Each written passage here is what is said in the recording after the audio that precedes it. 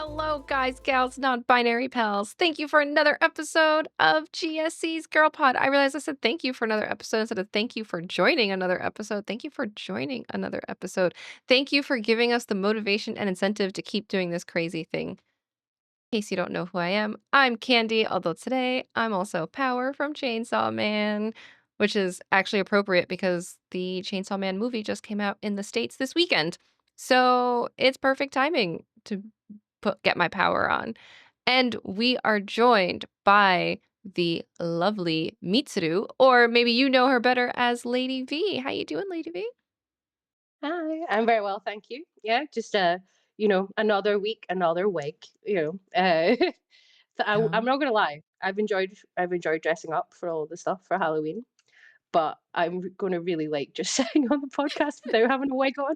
Like, I just know. anyone who's watching who's worn a lot of wigs will understand the fact that getting a wig on is annoying, and then getting a wig to sit is more annoying. Mm-hmm. Like, so you feel Oh our yeah.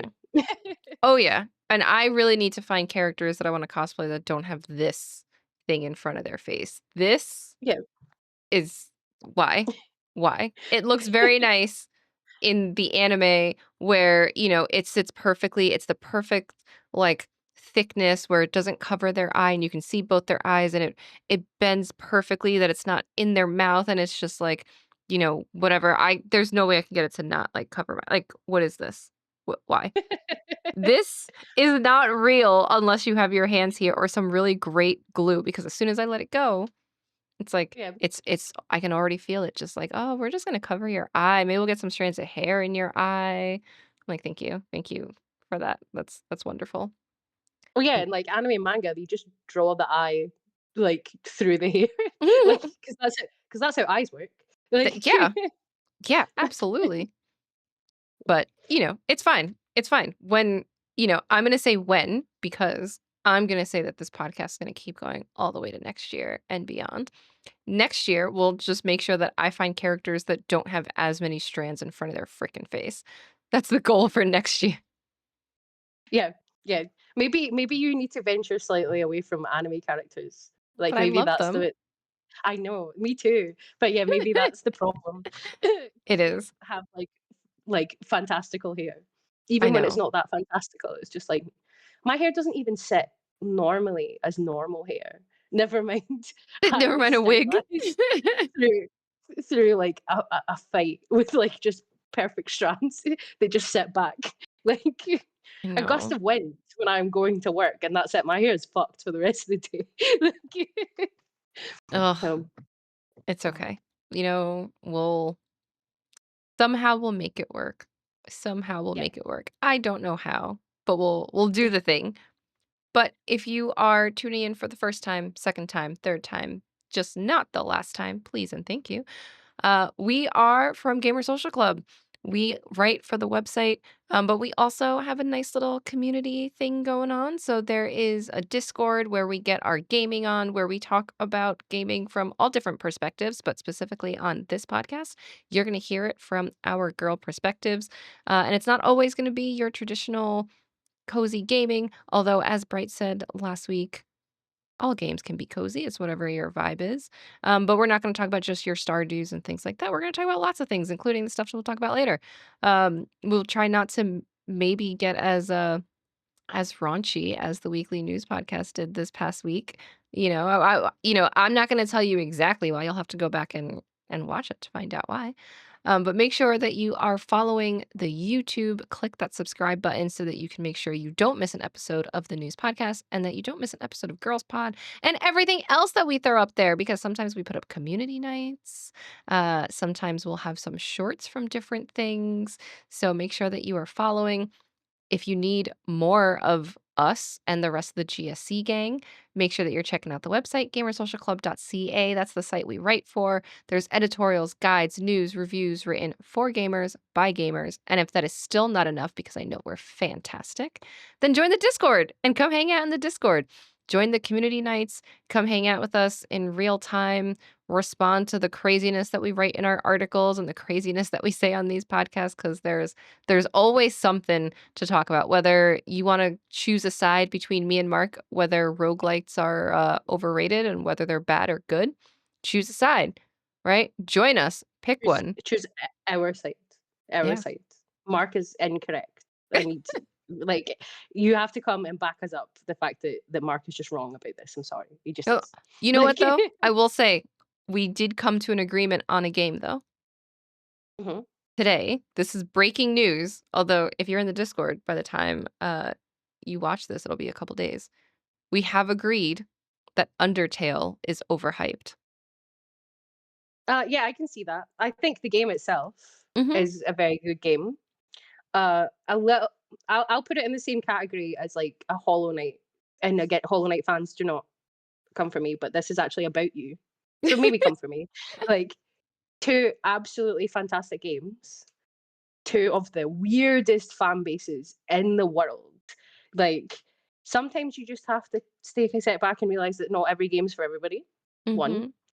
And two, I'm not going to play the game that you love if the only thing you can talk about is why I need to play it, but you're not going to explain to me why I should play it because it has to be a blind playthrough. Also, looking at you, Doki Doki Literature Club fans, like, just there's other good things about the game that you can talk about without having to spoil anything that's to do with the game. You're all insane, is what I'm saying. Like, I mean, I do love some Doki Doki, but I'll agree with that. And yeah, I love me some Doki Doki. I yeah. No, it's think it's again oh, fantastic game. I think it's I think fantastic. I Undertale's a think fantastic game, yeah, but I people think are for just the times that they came out too. yeah, yeah, absolutely.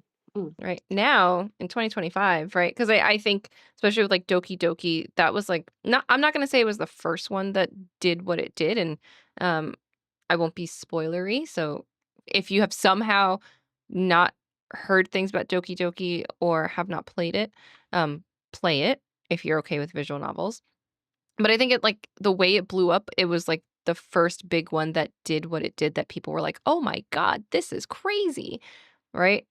So, of course, it had that following and stuff. In 2025, there are lots of games that sort of subvert the expectations and do all that. So I think, you know, I think it definitely has a place to be recognized as something that made that maybe a little bit more mainstream-ish. Um, but that doesn't mean that it is the best thing out there since sliced bread. So, Yeah, weigh that as you yeah, will. yeah. I think Undertale is the same. Like when it came Mhm. out, subverted a huge amount of expectations. Like Toby Fox, just an inexplicably talented man. Like, I know that that code is spaghetti. I know he's came out and said that it's held together with like bits of bubble gum and just tape. Mhm. But the fact that he made that all solo, the music. He's a fantastic composer, video game composer. Like, does Yeah. things for other games as well now. Um, but yeah, just the fact that people are like, oh no, you must like this, and you must like it in this very specific way. Like, No. you can't, like, I've seen people stream it and things like that. People in the chat are just again insane. Like, Mhm. Yeah. um, you're Yeah. doing it wrong. You're playing the game wrong. This it's like, well, the whole point of it is that they're again. I'm not going to spoil anything properly. If you've somehow not been accosted by an Undertale fan on the fucking internet, um, but like the whole point of it is there are consequences for your actions, Mhm. no matter what you do. So let people play through it the way that they want to play through it and experience that. And don't be Yes. like, oh no, you've done this wrong and da, da, you're playing the game wrong. There's very few games that there's a wrong way to play them. Mhm. And you're not going to make anyone play your favorite game if your whole vibe is just like, God, oh my god, how have you not played this? And if you have played it, oh my god, you played it wrong. Like, no. um, like, it's just like, stop it. Like, It's so true. It's so true, though. Oh, yeah, this is why sometimes I hate people. But you know what I don't hate? Whatever it is that we're drinking today. yeah. Have you tried yours yet? I Because have not tried mine yet. so we're hoping that you don't hate it. We're hoping. Like, It's a pumpkin cider. There's no way. So, and I will say I like lots of everything else that I've ever had from Doc's. So we're having Doc's uh, pumpkin cider, seasonal cider from New York, again, repping New York, with roasted pumpkin, cinnamon, allspice, fresh ginger, and nutmeg. It has a nice little quote from Henry David Thoreau. I would rather sit on a pumpkin and have it all to myself than be crowded on a velvet cushion. And I feel like that's something a lot of us could get behind. Yeah. So That's let's, a lovely quote. Like, right? Give it a nice little opening. Oh, it smells delightful. It smells so good.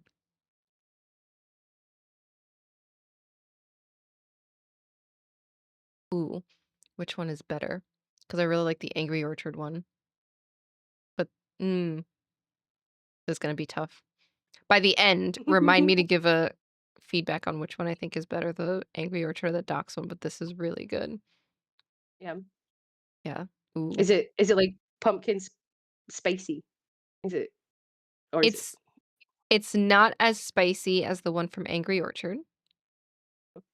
It's definitely I think it's, like, more flavorful. So I guess the thing I guess it depends on what you are in the mood for at that moment. Like, do you want something that's gonna punch you in the face with the spices, or do you want something that's, like, slightly more subdued? yeah. Mhm. But it is I'm very Well, happy yeah, that I 'cause bought myself a 4-pack of this.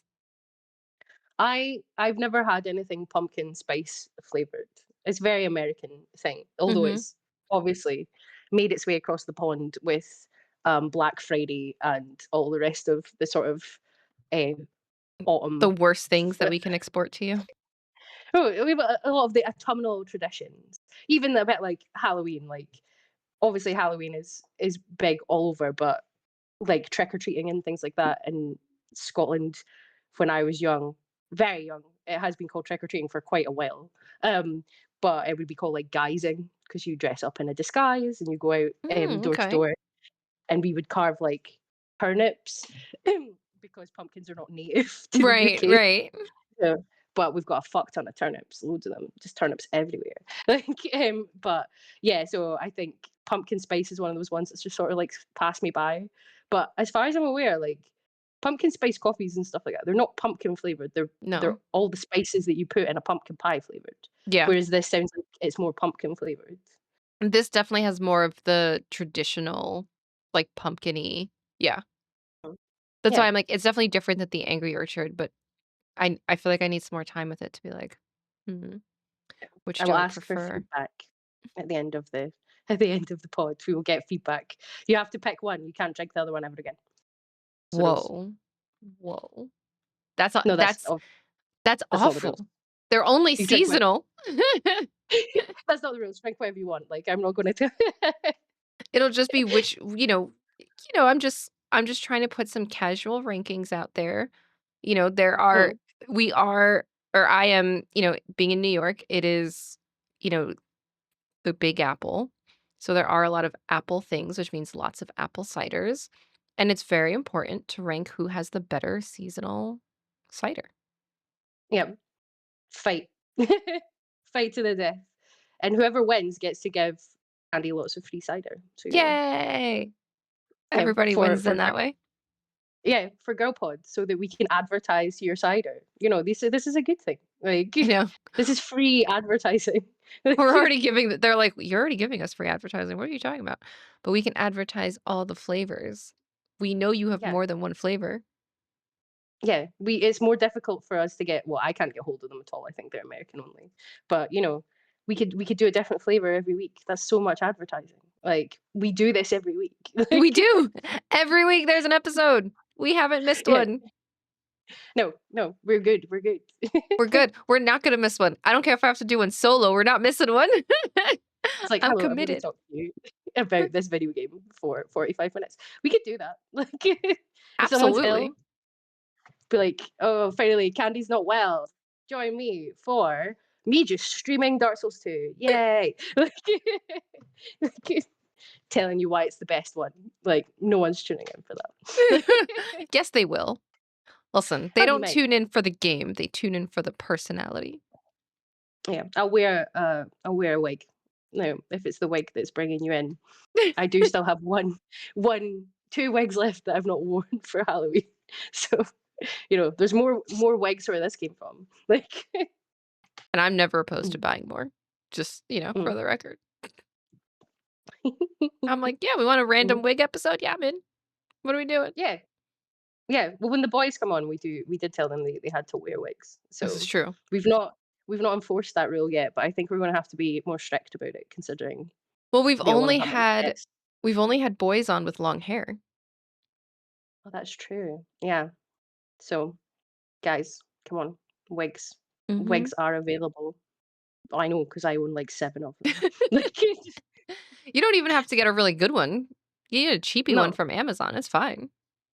Yeah, I mean, you're gonna have an itchy head, and it's not necessarily gonna look as good as Candy and I's lovely wigs, but, you don't have to invest. I don't know how much this wig cost, and if I could remember, I probably wouldn't say it on the internet. You know what? I will say this one wasn't even that this one was maybe $30, which is probably why the back is as tangled as it is, but for the purposes of a podcast, it's good. Yeah. Yeah, my Princess Peach one was, like, 45, maybe £50, and it's a Yeah. good quality wig. If you buy a good quality wig, you can wear it over and over again because you can Mhm. brush them out. If Yeah. you get a really bad wig, they're very difficult to brush out. Yeah. So, just saying, guys, you can still come on the podcast. You just gotta wear the wig or have the long hair. We'll let you slide if you have long enough hair. Because some wigs are I know when we had Sean on, I'm like, "The wigs are as long as his hair," Yeah. right? Like, silly, but yeah. So Mark, Koopy, calling you all out, Phrase, wigs. You keep saying you wanna come on, get your wigs. Wigs. I feel like we don't have to call out Addie because Addie'd be like, "I'm in. I got you." Like, Addie will figure it out. Addy owns a wig. Guaranteed that man owns a wig. I refuse to believe that he does not have a wig in his house. Mhm, Like I know that his wife has very lovely long hair.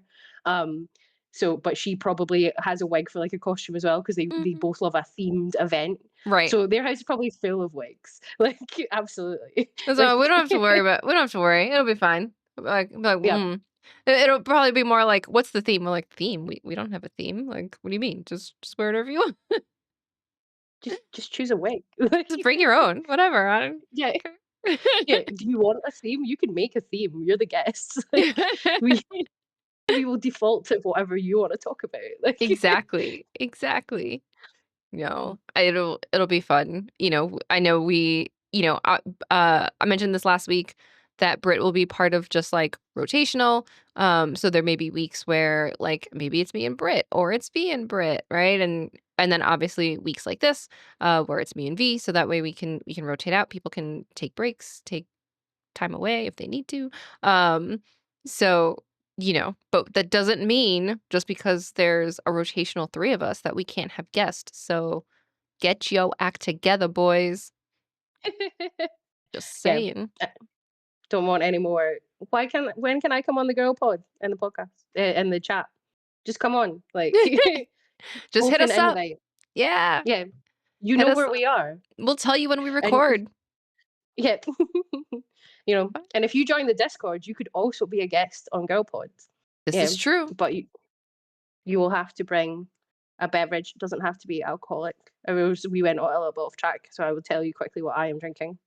Look at this fun can, it's so fun. Look at It this is little fun. cherry. I like it. What is it? Yes, this is a cherry and pineapple lemonade pastry sour. I Ooh. think that you would quite like this. This is a beer, so it's a sour beer.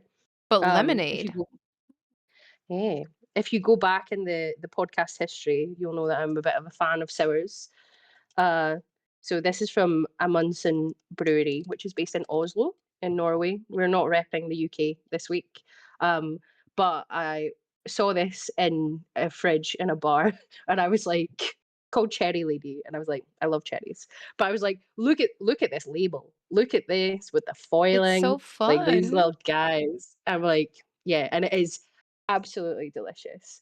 Some sours, especially pastry sours, can be a little bit sour for people. Mhm. Um, I know the clue is in the name. It is a sour beer. There will be a bit of funk to it, um, but this is not like gets you right at the back of your teeth sour. Um, and yeah, just the cherry pineapple lemonade. I'm like delicious. That does Fantastic. sound good. Would recommend. If you can find this anywhere, I think you would really like it. I know you're not really a beer guy, but it's delicious. Oh, and it's 6%. I didn't realize that. So the other three that I have in the fridge probably shouldn't tank them too quickly. It's like, "Whoops." That's mm, listen, it's fine, it they're so happens. good though. Nom, nom, nom. It's listen, you know what? Sometimes you just gotta enjoy them. Who cares what the percent is? It's Saturday at time of recording, so Yeah. it's fine. It's not like you're going into work afterwards or anything like that. Like, it's No, chill. just have some video games to play. Yeah. Um, See? So if you have might another be drink jump. or 2, mm, Oh no, I've got a bottle of red wine here, and I've got a whole tub of olives for after the for after the pot to sit and play video games at my desk and have girl dinner. So it's hummus and olives and breadsticks and wine. Like eating with a knife. Don't forget the knife. yeah, the olives do have to be. I don't have the olives in front of me, but I do have my knife, so that's fine. Like If you have no idea what we're talking about, that's because you're not part of the Discord and you clearly didn't watch the previous episodes, which you should go back and watch. yeah, absolutely. If you would like to watch me eat some martini olives whilst dressed as a Disney villain with a knife, that's on last week's podcast. That's the best way to do it. What do you mean? How do you eat It your is the olives with a best way to knife? do it. What do you mean? Yeah, I didn't have any cocktail sticks. They were pitted. They no had the pits in anyway, so I wouldn't have been able to put them on a stick. So I was like, I need to get these out of the glass without just seeing me fish them out with my hands on the pod. And I was like, oh well, the knife is here. Just so casual. Just, it's fine. Listen, it looked fabulous. It worked for the character. Mm, Can't be mad about that. And no, absolutely not. speaking of characters and things like that, I'm gonna transition over to my fantasy guest pitch because it is my week, and I was really looking forward to a very specific game coming out, and it has finally started to come out. Um, so the game that I was really looking forward to is Dispatch. So the first 2 episodes are out, Okay. and my fantasy guest, I'm gonna cheat a little bit here. It's a little bit of a cheat. The fantasy guest that I want on the podcast is any of the 4 founders of Ad Hoc, right? Um, so there's 4 of them that are listed as, like, the co-founders. Um, you know, any of them. Any of them are welcome to come on the podcast, all of them, if they wanna come on the podcast, right? Yeah. Um, I am just really curious. I would really wanna talk to them about the shift from, a studio like Telltale, right, to then doing something that feels, and I think most people would say is very much like the spiritual predecessor, uh, or sorry, spiritual successor to Telltale, Yeah. right? Mhm. Even though Telltale still exists, and I'm gonna use that term so loosely, because God knows what's going on with Telltale. Like Yeah. that's like, I would really wanna be like, why are these sorts of games the ones that are so important to you, right? Like, this style of game, the very specific way of not just the choices matter, right?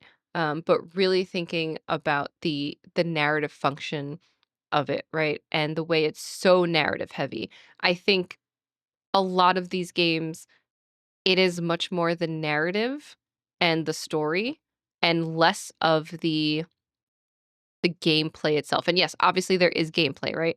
But the gameplay is very simplistic, right? Which I think is great because they have such strong stories, right? So I would really want to hear more about that, why they want to do it this way, right? And then, of course, if they would be willing to talk about it, right?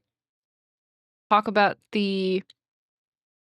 not necessarily details of what is going on with this, but any sort of emotions that they have around the partnership that existed between what is now Telltale and Ad Hoc in the creation of The Wolf Among Us too, right? And again, this is Yeah. why I say if they would want to talk about it, right? If they don't want to, that's cool. I don't need to know if it's coming out or when it's coming out, right? Just what is that like to then be like, I was part of this studio. now I'm not part of the studio, I'm a new studio, but I'm going back and working on something from my previous studio, like, in conjun and that has to have its own set of feelings and emotions and, you know, Yeah, how does that feel to revisit something in such a different way, right? And if they wanna talk about emotions about it not being out yet, fine, right? Don't have to. mm, Obviously, all of that with The Wolf Among Us 2 is whatever it is, and it's in Telltale's hands, whoever that may be at this point.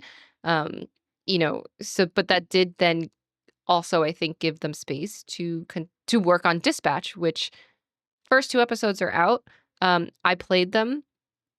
I think it's amazing so far. The first 2 episodes, I will say, are short, right? yeah, That is probably my biggest complaint with them so far, that they are short. But overall, it does very much feel like the perfect next thing with Telltale. And I know that we had some of those similar feelings of things from like the Life is Strange sorts of games, whereas again, more focused on the narrative and a little less about the gameplay, and the gameplay is a bit simplistic. yeah, Um, but my gosh, did they just really so far hit it out of the park with Dispatch. It is so smooth. I'm playing it on PC, played the first 2 episodes, and there were moments where there is one moment I streamed it, so it's there. I think I tried to cover it in the moment of streaming. Um, but there is a moment where I forgot to make a choice because I was just so absorbed in the narrative, and I literally was, like, feeling like I was watching something. yeah, That's how smooth the gameplay was. I was like, "Oh, wow." Um, Obviously, the voice acting is amazing. It's a lot of the Critical Role people. A lot of people know them from voice acting. Um, but it would also be interesting to hear about that partnership, right? Like, what is that partnership with Critical Role? Like, we know that they are very invested in, like, the Dispatch game and then this uh Critical Role project that will come up with ad hoc, and not a lot of yeah, details about that, but I'm curious. I am not I'm not a critter, which is like the Critical Role fan base. I enjoy Vox Machina on Amazon, but I do not like listen to their D&D podcast, even though I am a D&D player. Um so I'll be curious like how this Critical Role game then is meant to be for people who maybe are not that invested, but maybe like this style of game. Um, and obviously they're not at the point in time to talk too much about it, and that's mm, fine. That's cool. Don't have to say too much, but just even, were they fans of Critical Role? Like, what is it like to work in this capacity with them, to know that they have this partnership that will see this through, and knowing, Dispatches an original story, very based on superheroes and comics and things like that. So how does that also compare to going back into a universe that is so loved, right? yeah, That is someone's creation, and you have probably all these expectations from this fan base, right? Is that similar yeah, to working on, like, The Wolf Among Us and The Walking Dead and the Batman ones, or is this such a different experience because you're working in such close partnership with the people who built this world, and then the fan yeah. expectations, right? So I feel like there would be a lot to talk about with them, um, and again, We any spoke of a them little bit or all of them. Mhm. about crazy fan bases earlier, and I think I'm not gonna like lump the majority of critters in with people that won't shut up about Undertale on Reddit, because I feel like that would be unfair. Um, But yeah, as someone who also plays D&D but doesn't really enjoy watching other player people play D&D, yeah, I've had my fair share of conversations with people who do not understand why I think all the guys who are part of Critical Role are super talented. As you say, they're fantastic voice actors, and we see them a lot in video games, especially. Mhm. But why I just don't really care about watching other people play Dungeons and Dragons. No, Like, it's a lot. It's a lot. I want to play Dungeons and Dragons. If I'm watching someone play Dungeons and Dragons, I'm like, I want to play. Yes. Yes. Agreed. A 100% agreed. I watched, the only thing that I really watched of somebody else playing Dungeons& and Dragons was when they had, Samantha I can't remember her last name, the one who plays Karlach, they had them on, and Neil Newbon, uh, Yeah, and they did something at a convention. Um, I watched that, and I watched the little side thing that they had in conjunction with Baldur's Gate 3 coming out, where it was like a side adventure. Um, and I was watching it because it was them being these characters again, but yeah, the whole time, I was just like, "This makes me want to play D&D." Like, I'm enjoying it because they're embracing their characters and improving their characters a bit, right? yeah, But that was 2 hours here, like, 2 not something every week. Every week, I'm like, "But I just wanna play every week." yeah, Like, I don't wanna yeah, watch somebody else play every absolutely. week.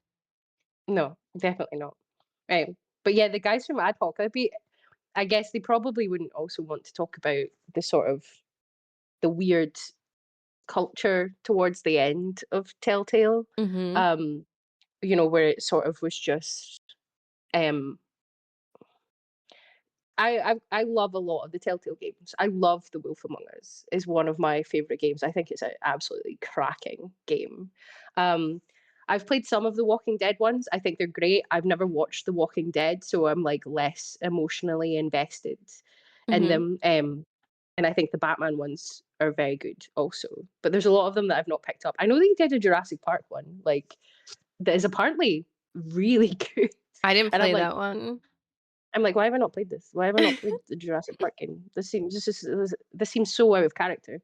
Um, but like the Game of Thrones ones, I hated those. I thought they were dreadful. Um, and I don't think it was necessarily like the writing is no, maybe it was the writing. It was, but I think the writing was like the writing wasn't bad, but it was more like a very simplistic take on the Game of Thrones franchise. Like, so I know Game of Thrones, everyone really liked it, and now everyone hates it. I get it. I read all the books long before the TV series came out Mhm. because I'm a big nerd, and you put a fucking like fantasy book near me, I'm like, eh. And the books are really really good, and I think a lot of the show is very good. And talking right back round full circle to that subversion of expectations, Mhm. the books are so good, and then the show afterwards, because if you are reading sort of like medieval fantasy, even though it's very low fantasy, despite the fact there's dragons, you're not really expecting the main character that you first Mhm. get introduced to get beheaded at the end Mhm. of the first book. And Right. yes, that is a spoiler for Game of Thrones. And if you do not, again, like, there's only so much we can do. D Like, how do you not know this? He's played by Sean fucking Bean. You should have Yeah. expected it. Like, He's not gonna survive. yeah. Um, but the Telltale Game of Thrones games were like the first Telltale game, and I know that like it's like choices matter. People remember this, but probably the choices don't matter as much as people potentially thought they did on first playthrough, because there is a through line. That doesn't Mhm. bother me at all. Um, but the Game of Thrones one was the first one that it really actually seemed like nothing that I did mattered at all. And it was just like, this is a cruel world and anyone can die. And by anyone, we just mean fucking everyone. Everyone's going to die. Everyone's terrible. Or one of the main people in it is Ramsay Bolton, and he's fucking horrendous, and Mhm. he's just going to fucking kill everyone. And that's the cruelty is the point. And I'm like, yeah, the cruelty is the point for a lot of these characters. But there's a very simplistic view of the entire world. Like, good things do also happen, and there are like bits of hope and some strategy, and like if the villains are being dumb, they don't just get away with Mhm, it mhm. because they're villains. like, Yeah, so, but I'm trying to yeah, remember. I played it, and I think the problem that I had with it was not that, because I think actually my playthrough had a decent amount of people that were alive.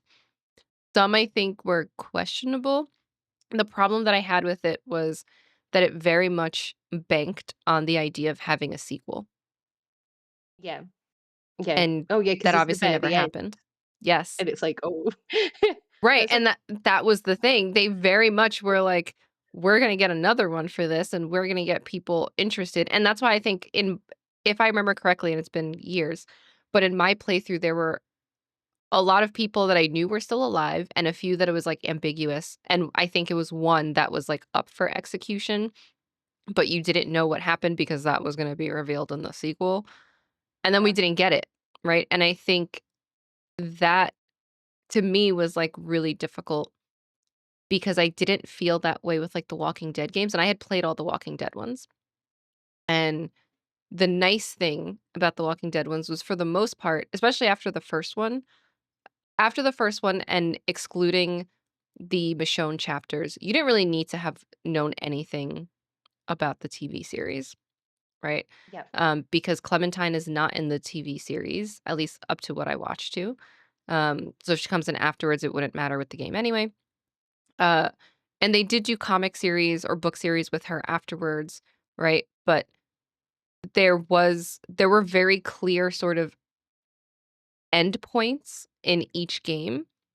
And even though, yes, to some extent, it may have seemed a little bit like ambiguous with her future, it wasn't ambiguous with her future because the story they were telling wasn't done. It was Yeah. ambiguous with her future because of the world that she was in, right? Which is very different than what they did in the Game of Thrones one, where it was like, well, these stories are not done, so come back for the sequel to find out if it Yeah. to find out where it goes. And it's like, but then y'all didn't have the money to do it. I think the worst one though, or what I think was the worst one, and maybe it's just because they didn't need to do this and probably should have left the property alone, was the Back to the Future ones. Yeah. I've got to say the Back to the Future ones are a slog, That's the and it's only just I never because finished them. I gave up. I was like, I have finished everything else Telltale that I have purchased, and I was like, mm, absolutely not. And I walked away. yeah. I think the Back to the Future ones are a slog because you are playing it just a choices don't matter version of the films. Like Mhm. they're not telling an original story, and it's like I fucking love Back to the Future. I know what happens. Like Yeah. there's no, it's so different narratively, like to what you're doing. It's more like just a play by play of the films, and I Mhm. think because again, I've not watched The Walking Dead at all. So maybe that's the difference between the Game of Thrones one, even with the like they're setting up for a sequel that didn't happen. But yeah, I think they were maybe too beholden to some of the character using the characters of the show. So it's like nothing can happen to this character because they're still alive in the show. Like, so there's no way for this person to get any sort of anything happening to them. Um, and it's very much like the Back to the Future one, just like, well, this is how it plays out because this is how it has to play out because you're playing the film. And I'm like, okay, Yeah, I mean, that's fair. in the Walking Dead ones, none of the characters in was it 2, 3, and 4? I think there were 4 of them. None of the so let me backtrack slightly. The game actually follows the comics, not the TV series. Yeah, so it's like it's different. You're It's not. yeah. So even Mm, if you watch the TV series, doesn't necessarily matter.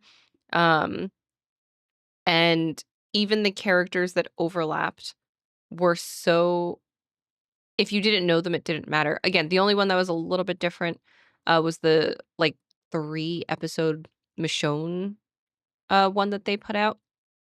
But what was cool about that, if you were a comic fan, right? That 3-episode Michonne arc, spoilers for the comics if you haven't read them, which you should because the comics are actually fucking fantastic. They're so much better than the show. The Telltale game took place in the 3 or those 3 episodes took place in the arc where Michonne is missing from the comics. yeah, so they could do what they want. Yeah, So right. So that I think gave them narrative freedom to do everything except kill her, right? And then as someone who did both, when she returns in the comics, right, having played the game, it doesn't feel like it's not canon, right? yeah, So whatever you did in the game, there are obviously a few things that are like fixed points, but whatever you did in the game that are fixed points are carried over into the comic, right? So it felt very much in line, which was really cool, right? But otherwise, you didn't need to know anything about the thing. I don't think I'm trying to remember. I don't think they have a character like Negan in the games with Clementine, right? Clementine doesn't show up in everything else. Even Clementine's ending has nothing to do with like the ending that we've seen in the comics because it almost feels like Clementine has her ending and then the comics have their own ending, and while they're in the same world, their stories are not intertwining. And again, that may change with like the Clementine books and stuff that came out afterwards. I don't know. Um, Yeah. but I thought it was very interesting. And I think what was very interesting about the Walking Dead ones that they put out was there was always a level of heart to them, right? Even Clementine at her worst, if you let her get to her worst. And, the kid that she's taking care of, if you let him get to his worst, and I know that's spoilers, but the game's been out for so long. Um, Yeah. even if you let them get to their worst, right? There was still hope in this awful, awful world, right? And it was very interesting watching her grow up from the little girl who just wants Lee to be there and take care of her, right? And like to this day, watching people play it, and, like, if I ever go back and play it, like, hearing her just be like, "Lee!" and, like, her, need to have him as the protector, I'm like, that still gets me, like, that was just so well written, and I know that was, like, the Mhm. golden peak of, Telltale and whatnot, but, like, they did such a good job with that it made me wanna play everything else they put out, and then towards the end, it was just so disappointing. Right, Yeah. like, it felt like they just bought up so many different IPs, and I was like, "But you don't need to Mhm. do this." Yeah. Right? Like, I really do feel like that was part of their downfall, right? It's like Yeah. you don't need to buy all these things, right? Like, yes, you got The Walking Dead, but you probably got it on The Walking Dead before it was super expensive, right? And yes, Yeah. like, you got The Wolf Among Us. Fables, not exactly the biggest, you know, thing. Um you didn't need to do Back to the Future. The other one that I will say was good, surprisingly, um, was the Guardians of the Galaxy one. I don't think they needed to buy the IP. I don't. But I do I've not played it, think but I have heard that it's good. And it again, I think is it's 'cause it's more in the comics. Like it's funny because alright, so this is spoilers, sorry. Mhm. Um, it was more in the comics, and then, interestingly enough, some of that ended up being in the last Guardians of the Galaxy movie. Okay. Okay. So it was interesting. I never really read Guardians of the Galaxy, even though I was like a big comic person, but my dad usually gravitated more towards DC comics. So I played the Telltale Walking Dead, and some of it was very emotional, especially if you are an animal person, right? So then when I walk into, the third Guardians of the Galaxy movie, I'm like, wait a second, I know these characters. But I know some of these characters they're talking about, and I know this tragic Rocket Raccoon backstory from the Telltale game, Yeah. right? Like, I was like, "Oh my god." Yeah. Um, and I think the Telltale game told the story a little bit better. And it may also be that you're invested because you're playing as the characters, right? Um,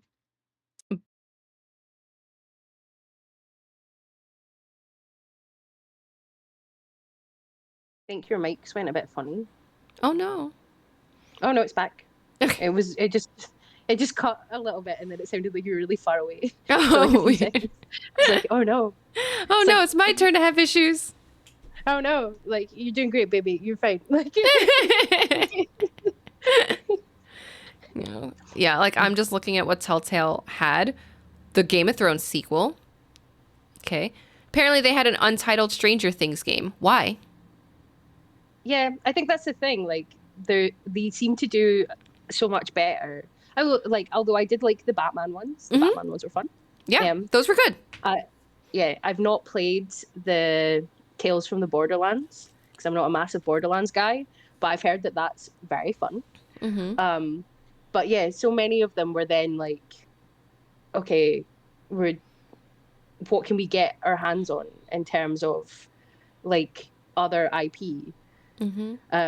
And it's like, I don't know, I feel like you could probably just make 7,000 Wolf Among Us, or like what Ad Hoc are doing, like do an original IP, Mm-hmm. like, because it's then you have all of this freedom to do Yes.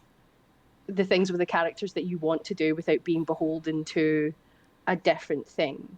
Um, like the Guardians, I think Guardians of the Galaxy is a good example. Again, I've not played the Telltale one, but it's a little bit like the who developed the other Guardians of the Galaxy game?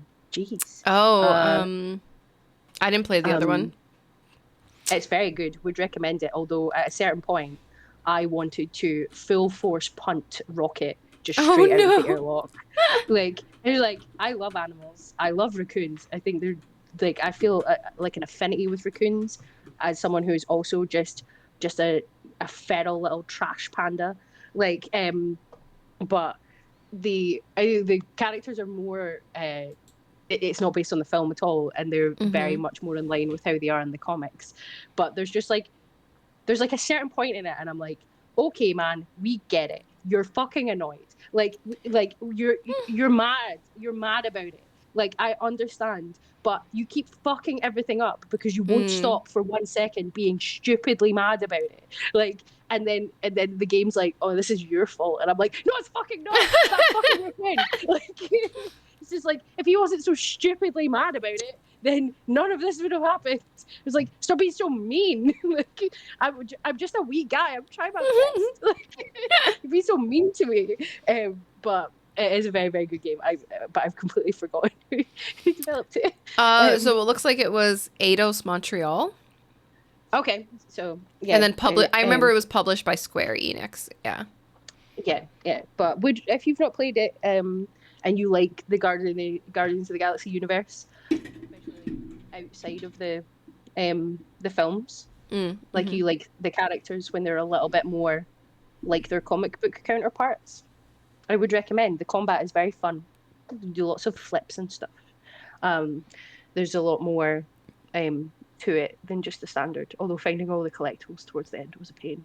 But Mm. if you don't care about 100% completion, you don't have to do that. You just play the game and have a good time. Like, Fair. Fair. Yeah, I don't really care about all the collectibles. I just want a good story. I think that was the other thing that was interesting with the Telltale Guardians of the Galaxy one, that not flips, but there was a lot of different exploration, right? Kind of how like the Batman one, you had more about like figuring out the puzzles and different skills to figure out the puzzles.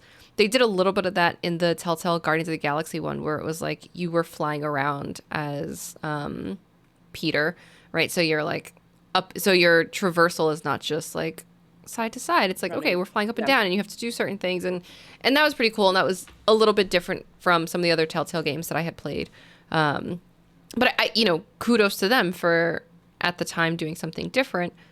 I just wish they had done something different also with more original IPs that didn't tank the whole studio, right? And I also, like, I'm sure there are people that played this and enjoyed it, not me, obviously, because I never played it. But I do need to know, did we really need CSI games and did we need Law and Order games? Or was that just another, like, hey, let's purchase the rights to use this IP? You're telling me that you couldn't have had some original detectives looking at, like, why did it have to be branded in a certain way? Yeah. Although to be fair, the CSI games are like one of the first ones they did, right? I mean, there's like a CSI game from like 2010. Let me They see. did. They Did they did. not So the did them first in one like the was 2006, yeah for like I and feel like then I Law and played that on my Order PC. was 2011. Yeah, I feel like I like I can potentially get behind the CSI game as someone who But why loves Law and CSI. Order? They just keep doing the But yeah, CSI. yeah. But again, you can make your own. You can make your own IP. I suppose you're using the IP to get sales of it for people like me who watched every single episode of CSI Mm-hmm. Miami. Um, as a I was going to say as a teenager, but I probably was in my 20s. It's hard to say. Like, life comes at you fast, ladies and gentlemen. But yeah, Mm-hmm. as someone who was a big fan of CSI, specifically CSI Miami, because of puns and then putting your sunglasses on. Um, This was not Like, CSI Miami, sadly. no, but I can see like the fun in CSI games, if, especially like a little bit like the Batman games, if you're Mm-hmm. uncovering clues and doing little mini games and stuff like that around it. I love a puzzle game that's just like figure out who murdered the guy. I'm like, love it, love that. Fair. Um, but yeah, I think Law and Order. Do I have to know? I get someone again who's someone who's a massive fan of like the Phoenix Wright series and stuff like that. I'm not adverse to being a fictional lawyer, but like But when like, you're do you doing a have Law and to? Order game, like like we am I putting in like applications to the DA for plea deals? I don't understand. Like like what am I doing? Like Right. That's yeah, the thing. It's like, why? What are we doing? Like, I don't know. Again, it just feels like, okay, maybe you didn't need to do this, right? Like maybe this yeah, wasn't one that was necessary. And I know that since they have returned, I think they just re-released the Batman ones. Um, and then I have not played The Expanse. That's the other one that Telltale has put out recently. I am tempted at some point just to like dive in and try it and see if it still hits the same. But at the same time, I'm like, you released that in 2023, right?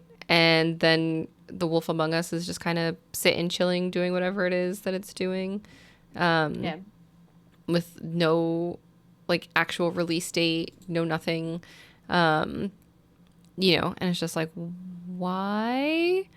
And you announced it, was it 2, 3 years ago at this point? It's like, just look, if you cancel it, it'll get lost in the sea of cancellations and like people being fired from their jobs, but at least people will have an answer as to whether or not it's coming out, instead of them hounding anybody who like has yeah, any sort of connection to Telltale. But yeah, I mean, I know we really got on Telltale, but I would love to pick the brain of the people over at Ad Hoc, and like where I think also how they plan on doing things differently from Telltale, right? Like, yeah, what lessons did you learn that feel very important to how you run everything now, and what does that look like for the future of yeah, Ad Hoc? Because I do think there is such a huge space for this type of game and these type of stories and all that, but obviously you have to do it correctly, right? And you know obviously Telltale made some mistakes, and based on, I guess, the last what's this stupid game with the girl and the time traveling powers, I can't, the Life is Strange, based on the last Life is Strange, like, I feel like they're making mistakes, right? yeah, The last Life is Strange obviously was not well received by many people. So it would be curious, like, what are you going to do different, yeah, right? Like, what will you do different that will keep you afloat and keep you set apart? And I think it really is important that it's not just, well, we diversify funders and, well, the Critical Role people will keep us afloat. And obviously, I don't think that's what they think, right? But so then what does the future look like in order to keep making these fantastic type of games? And again, so far, it's only 2 episodes in. Dispatch is amazing, and I want it to stay amazing. It's so fluid. It's so good. The voice acting is great. The wit and the humor is really there. I also like, there's a little mini game within it. And I say mini game, but it is part of the story, where so far, at least in chapter 2, you have to dispatch, you have to dispatch the team of heroes that you work with to different scenarios to fight crime. And you have to find what's a good match for them, where do they belong, where are their skill points best used, and you can also level them up and stuff like that. And I really like that mini game component of it too. And it feels so natural. And and it still feels like part of the game. And there's a little hacking component that is fun too, right? So I'm like, all of this stuff works really well in this game and the story that's being told. Yeah. So how do you keep that going and keep that level of quality up? Unfortunately, I do know there was a leak with Mhm. some of the game. I don't know how much it is, and I've been able to stay away from the leak, and I'm very happy that I've been able to stay away from the leak. But they addressed it in their Discord server, and I've seen people talk about it in other Discord servers that I'm in. Nobody's sharing the leak and what was leaked, but apparently it's like some of the leaks are up to the final episode, Yeah. which is rather unfortunate. Yeah. Could you guys all stop leaking things? That would be great. Yeah.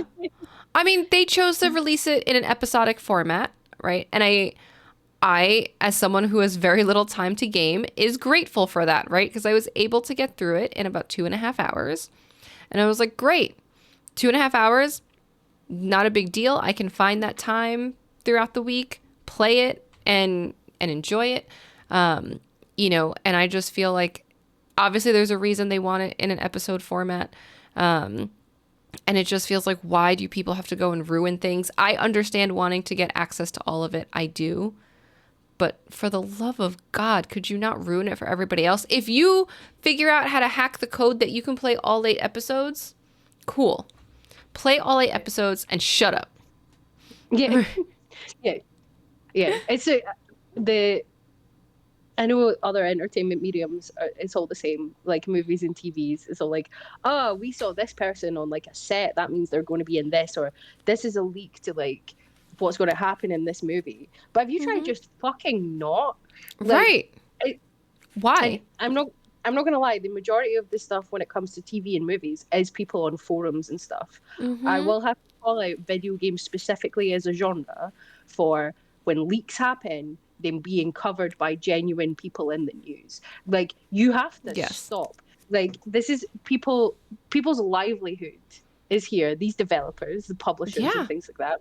More so the developers, but they've put time, effort, heart, soul into making something that they care about a lot for the majority of the time. Mm-hmm. Like, and just being like, oh well, this is going to get us some clicks. It's like, yeah, I know that's your livelihood, but do fucking better. Do Like, better. I'm Yes. sorry.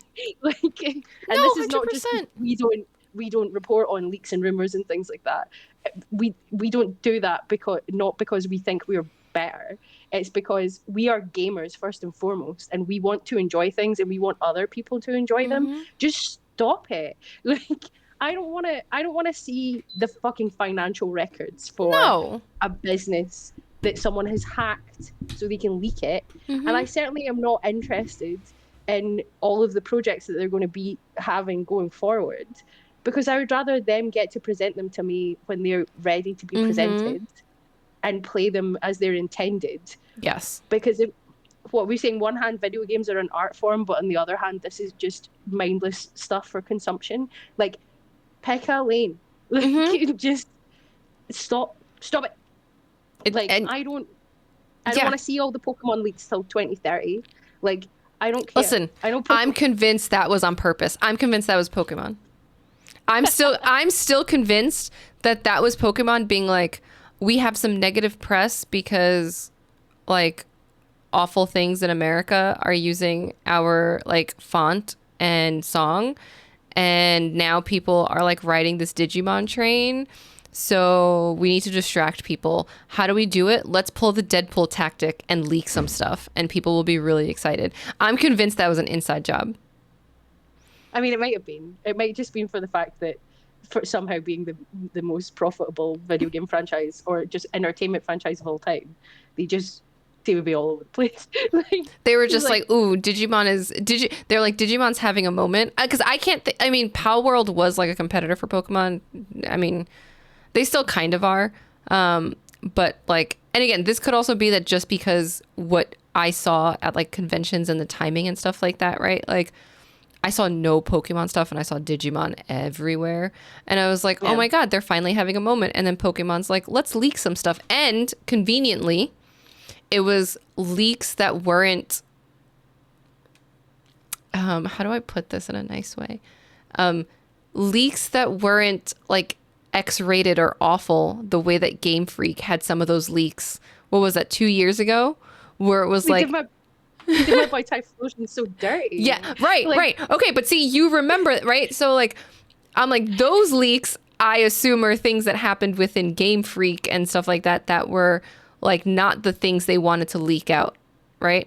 The stuff that leaked out this time around, I'm like, this was just like, oh, here were some Pokemon designs and here were our plans for games. And it felt very much like a, here's some things to look forward to. We didn't do it, tee hee. And I'm like, I don't believe you didn't do it. I don't believe you. Not for a hot second do I believe you. yeah, I don't know. I've not looked at any of them because I don't want to get ruined You as don't want to a get as someone who spoiled, is yeah. as a Pokemon fan. I just like it's not yeah, but yeah, they did do my boy Typhlosion dirty. Why did you write that? Why have you written your weird furry porn about Typhlosion?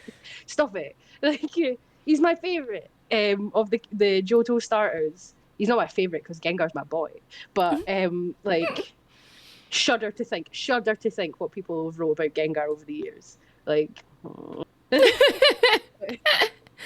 No, I'm you'll have just, to stop. again, I think that timing was rather suspicious. That's fair enough. I think Game Freak just have the worst security of all time Yeah. to go to go alongside their very outdated game design philosophy. And I say that as by the time this by the time this goes up onto YouTube, our Legends EA review will be up, and it's not a terrible review. I did thoroughly enjoy my time with Legends EA, but you gotta hire more than like I'm sure I've read somewhere it's like 48, 50 people or something work at Game Mm. Freak, and a lot of them have been working at Game Freak since Pokemon Red and Blue, which famously are like the buggiest games of all time. So is that Like, why the games haven't evolved in the last 30 years? yeah, I think they try new things and they're like, "Ooh, this could be interesting." I just think that there's like a significant lack of polish that you would expect from, again, the highest grossing multimedia entertainment Mm-hmm. franchise in the world. Pokemon could, we always talk about Disney going out buying stuff. Pokemon could buy and fucking sell Disney. Mm-hmm. Like, they don't give a fuck. Like, because they've got, like, just, just two generations, three generations of people who are just addicted to gambling with weird little guys. Like, that's fine. But, like, you got there's a level of polish I expect when I spend 60 quid on a game, and it is not there. Like, and I'm not talking about like the fact that all of the frontages of all of the houses are like just JPEGs. It's Oh just my god. like pop in of just like I'm running like a random just so much pop in. I'm playing on a Switch too. Um, or just the fact that, we're in a city because it's a bustling, it's all set in a city, so it's smaller, so we're doing more battling. It's this bustling city. I'm like, none of the NPCs move. They all just stand there. They just stand staring into space, waiting for me to come over, and then they say a really weird fact, probably about shorts. Like, just the wild areas, so small. Like, I know this one's all about battling. Mm-hmm. Why do I get kicked out of a battle when it changes from day to night, or Mm. well, night from night to day? Um, like, what line of code overlooked the fact that it should override it if you're still in a battle, Game Freak? Stop it. Like, Mm. just Okay. I need you to get your shit together because I am sick of being excited for these things and then thinking they're good because I do think Legends Z is good, but then also knowing, like in my heart of hearts, that there's so much that if it was given to any other developer would be better, even with the same concept. This costs £60. There's a $30 DLC coming along, like Mm, right out of yeah. the bat. Like, fuck, get your shit together, Game Freak. I'm sick of this. I'm sick of it. Like, I'm so upset. Like, got my boy Mega Gengar. You gave Meganium a Mega. He looks so cool. Like a big dinosaur, a big flowery dinosaur. And then every time I press like glide on the stupid Rotom thing to do the thing, like at least 50% of the time it doesn't fucking work. Oh Like, no. just fuck it, sort your shit. Yep. I'm I'm gonna be much happier in my little Digimon corner where there will be a review for Digimon 2. It's just it's a much longer game, so it's taking some time. Yeah, no, I rattled out Pokemon Legends here in like an entire weekend. Just like no, move around on the couch. Like It's requires taking snack. it's taking some time to get through Digimon. I said this to V before we started the podcast. I have put in already like 26 hours, and because I'm playing it on PlayStation 5, which I normally also don't play too much on there, but I'm playing it on PlayStation 5, and PlayStation tells you like how far you are in the game, and it's like you've put in 26 hours, you are 59% through the game. I'm like, I have also been avoiding side quest, and I'm only 59% through the game with 26 hours in the game. I was like, oh, okay, we're gonna be here I for a need to while. I need to ask because we had a conversation in the Discord Hmm. with some screenshots. Oh, So they're there's hot. I mean, they're hot. but so the screenshot so there's a character in the new Pokemon Legends EA called Laban. She's like she lost in a battle to this really rich woman, and now the rich woman makes her wear a maid outfit and like be her maid. I get it. She's hot. Like she's super hot. Like but then when you fight her, she's like she goes fucking feral. She's like a dragon type specialist, and I'm like, oh my god, punch me square in the face. Love it. But then you sent a hot Digimon lady. But was that a Digimon? Yes, Okay. yes. There So are so so many hot Digimon.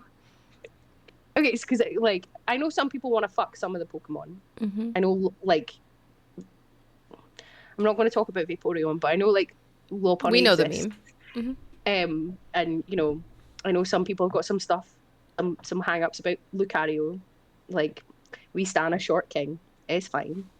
Um, but in Digimon they just made them look like hot women, right? So like with wearing like a little leather crop top with the full underboob.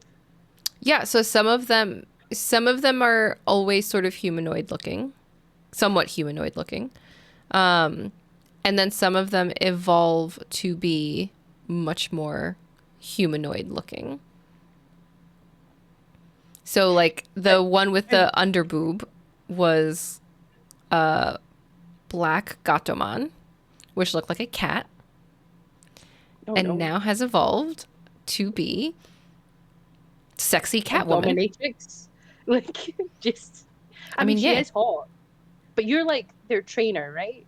Digimon still works like No, Pokemon. No? no. So especially in this Okay. one, so that's the interesting thing also with this one, that this one, which I am glad that I am playing it, right, and and I've already started, and I said this too, I've already started to outline some things for my review. It is meant to be a good starting place for people who have not played a Digimon or know very little about Digimon. So in when you play it, people are aware of like phase electronic life forms that exist, but they haven't all seen them. And that's what the Digimon are called, as people are trying to study what these creatures and things are.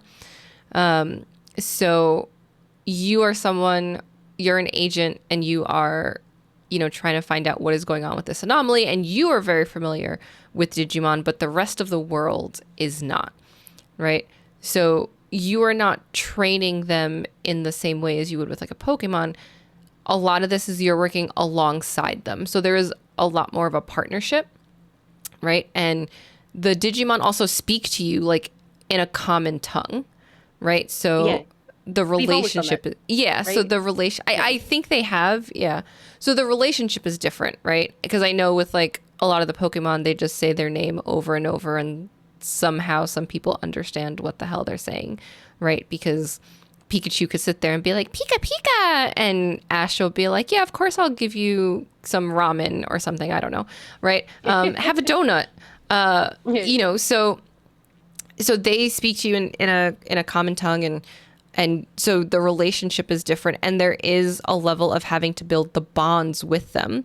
And when you build the bond with them, that also makes them stronger in the fight. They could get extra attacks if you have a strong bond with them.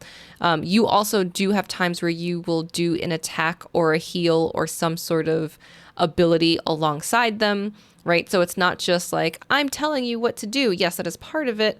But you are also, there's times where you shoot off a gun that does certain things, right? Whether it's healing the Digimon or attacking, whatever enemy you're facing and blah, blah, blah, blah. So it feels a lot more like a partnership. And then the way the story is evolving also goes back to that partnership piece. And part of the story is that there is a time anomaly that is happening, and it's starting in the digital world, but it is also going to lead to the collapse of the real world, right? So that is part of the reason that this partnership and not this I'm your superior, I'm your trainer thing, it is meant to be much more like we are really like on a more equal footing. I'm not going to say it's totally equal because at the end of the day, it's not.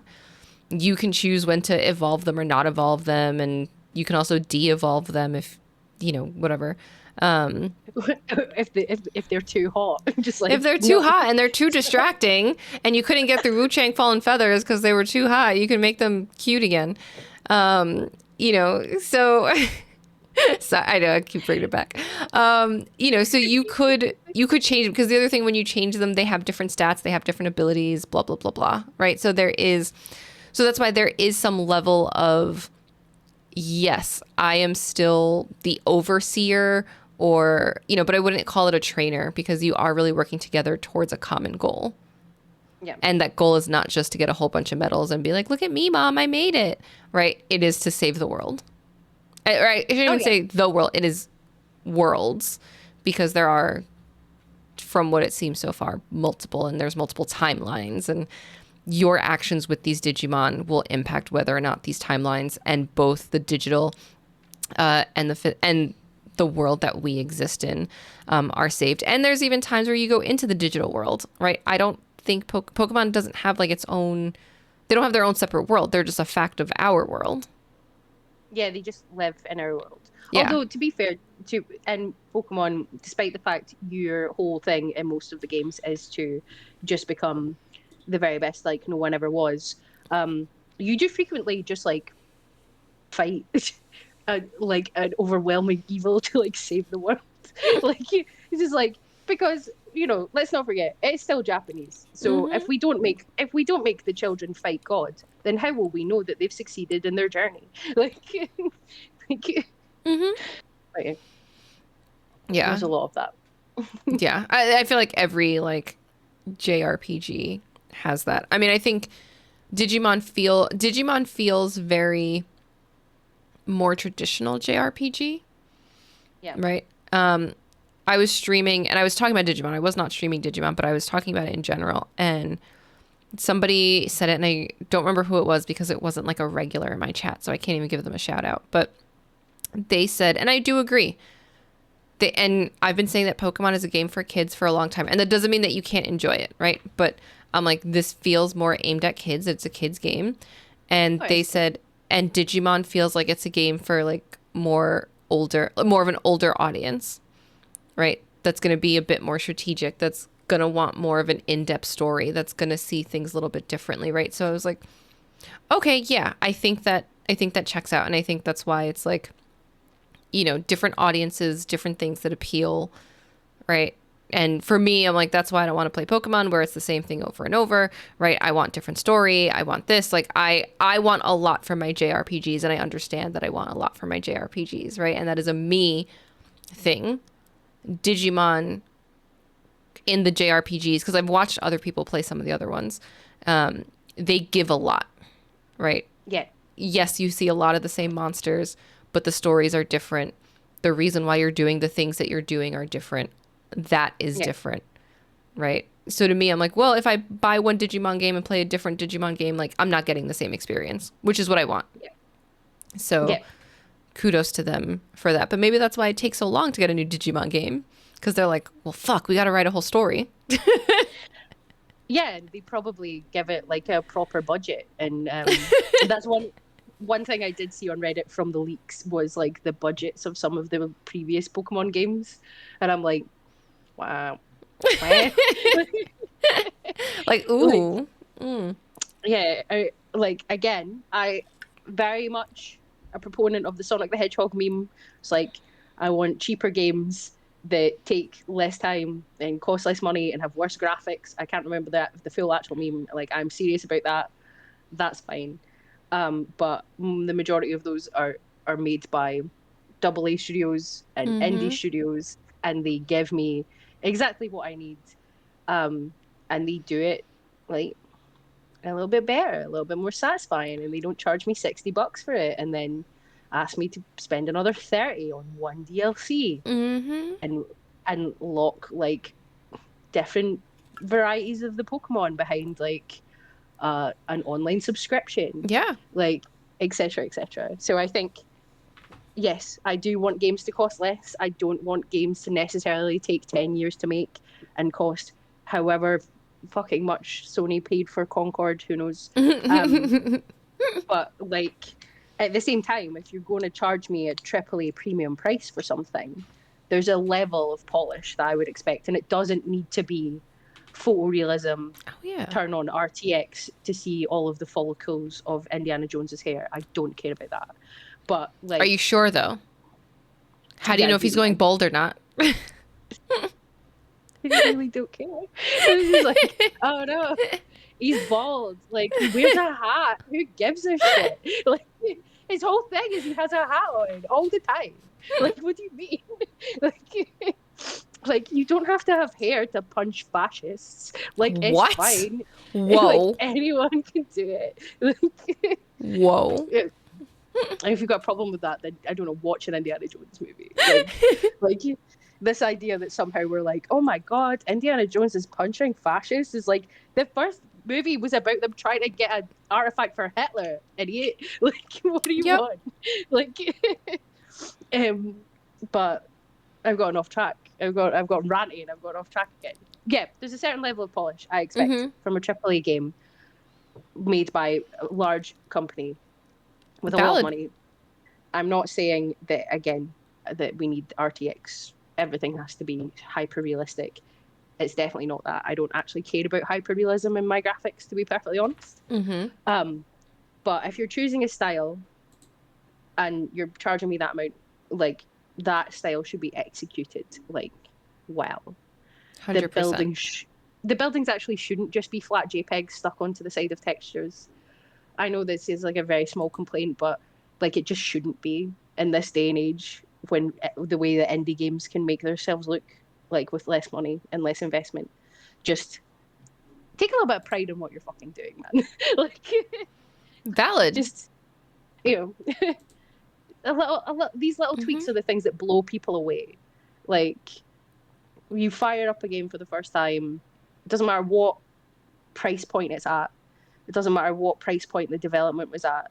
But like small little bits of attention to detail, like are the Mm-hmm. things that make people go from enjoying a game to being like, oh my god, this game is fantastic. Oh Like, yeah. and that's all you need to do. Like, just take a little bit more pride in what you're doing. 110%.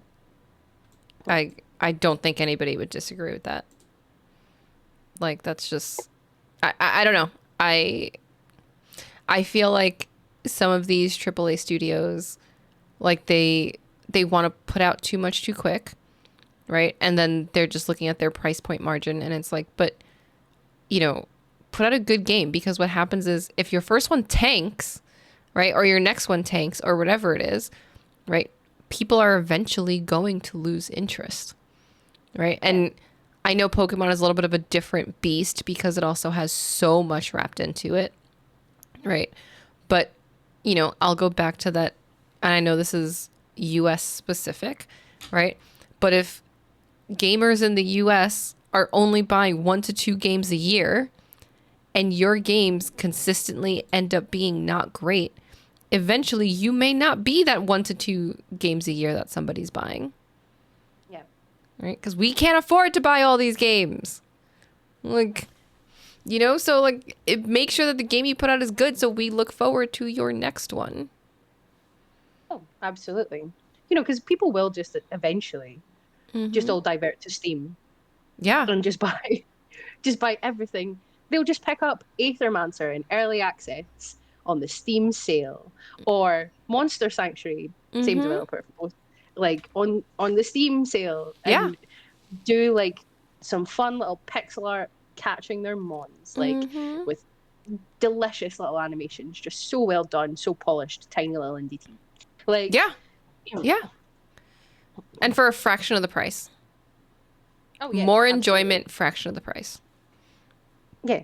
People people will just especially, and I mean, I understand why people like consoles. I own all the consoles. Mm-hmm. Again, Mm-hmm. you can come for me in the comments. Everyone can come for me in the comments. I don't care. Um, but like, I understand the joy of sitting on the couch and the Mm-hmm. comfort, and especially like the majority of us who work at a PC all day. Sometimes you want to decompress away from a PC screen and Yeah. sit like a little weirdo on the couch. Like what I do, I sit really strangely on my couch, twist myself into a little pretzel, and play a video game on my console.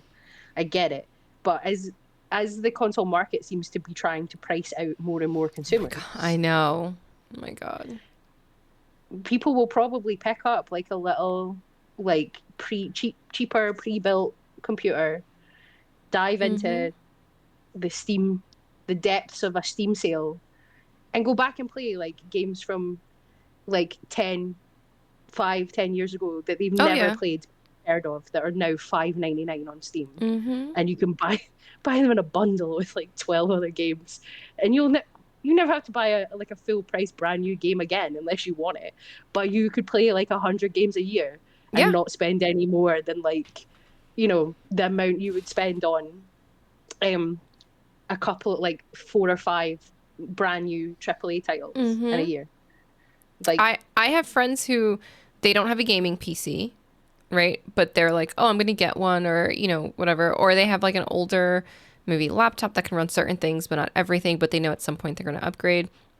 They have Steam accounts so that they can claim the games that are free on Steam if there's something that's like really cheap that they're interested in, right? Because, and yes, some of this is a little bit of a trap, right? Because they're like, oh, well, at some point I'll go back and I will play this game, right? And some of that is a trap, yes, right? For some of my friends, that is not a trap because they are very good about going back to their backlogs, right? Or because they're like, well, I know in the next 6 months I'm going to buy like a, new gaming PC or whatever, and then I'll be able to play these things.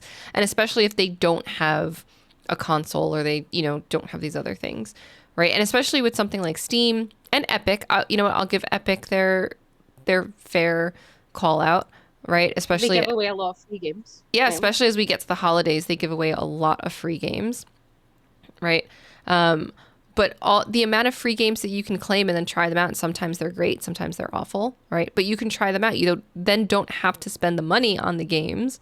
And if you're, spending your time doing this backlog of games that you bought for very cheap or free, right? You may never touch those AAA games. Like I'm trying to think I think this year, the number of AAA games that I've actually touched is maybe one to two.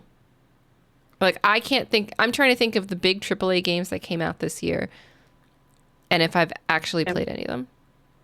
I didn't get round to Doom. Don't play I Doom.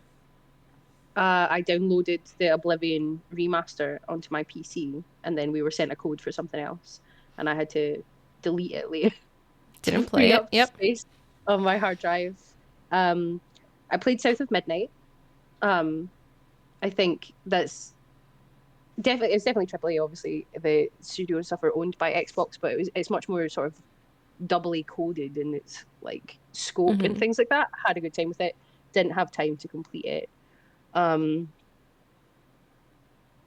I'm trying to obviously, I've find a list. played played Pokemon. Um, I wish I could trust Google, but I'm gonna list off the ones that they have here so far to start. Doom, no, Metal Gear Solid Delta, Borderlands 4, Mafia: The Old Country, Ninja Gaiden, Claire Obscura. that's not AAA. That's I know famously it's not famously not AAA. AAA, but it's on here. All right. So again, take this with a grain of salt because we know Google now with its AI nonsense. Elden Yeah. Ring, Night Rain, Oh, I have played that. I did buy that. Yay. Hell is Us, Mm-mm. Shinobi, Art of Vengeance, Assassin's Well, Creed no, Shadows, no. Death Stranding 2, Mm, Dying Light, mm, Ghost of Yotai, Kingdom Come Deliverance, Like a mhm, Dragon, Lost Soul mhm. Aside, Sonic Racing, South of Midnight, Split Fiction, Avowed, Donkey Kong Oh, Bonanza, mhm. Dragon Ball. So again, take this list with a grain of salt. This is just what came up on the Google search real quick, right? Yeah. I've played not a single one of those. I have played some. I played Avowed. Very good game. This is I so love representative Obsidian. of the US thing that they literally that article. I know. I do. But I like. I love Avowed, and I love Obsidian, and like it has Brandon Keener who voiced Garrus Vakarian there being a Hmm. sexy fish man. Like I like when I fired it up, I played through the tutorial. I got to the end of the tutorial. You go to the end of the pier, and like he says something, and I was like, "Whoom!" Like I was like, "That's fucking Garrus Vakarian's voice actor. Who is it? Who is it? Who is it?" And then when he says hello to you, I immediately picked up my phone. I messaged my friend Adam, who is our DM for Dungeons and Dragons, who I frequently talk to about my weird proclivities about video games and fan fiction. And I was like, Adam, I need to fuck the fish man. And he was like, I don't understand, but okay. And then the next day I messaged him and I was like, you're not allowed to fuck the fish man, the cowards. And he was like, oh, I'm so sorry. Do you want to go for a beer and talk about it? That's amazing. Like, but yeah, I did play Avowed. It's very good. Obsidian are very good though. Like That's so I've got funny to to say. me.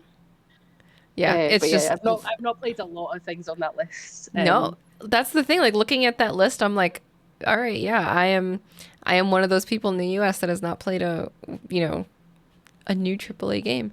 Um, but yeah, like I look at that list, and again, I know not everything on that list was AAA because Google, you can't trust the results. But obviously, since we're recording, I'm not going to sit here and be like, let me pause everything so I can find a true list. So again, listeners, viewers, whatever, take it with a grain of salt.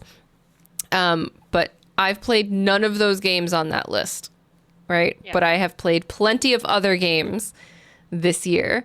So AAA needs to really be sure that they're putting out their best, especially in 2025 when people have limited resources to play games, limited income to play games, right?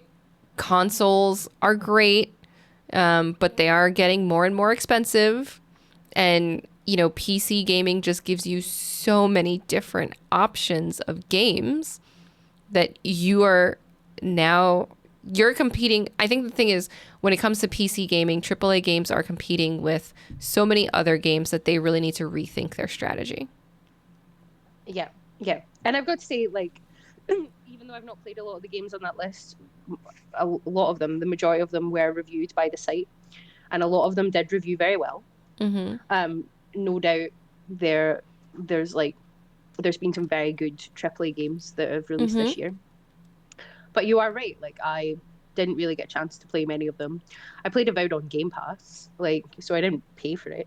As such, obviously technically I did pay for it. I paid for Game Pass. I understand the concept of a subscription. Again, you don't have to explain it to me in the comments. But like but yeah, like I've just not really had time Mm-hmm. to dive into these.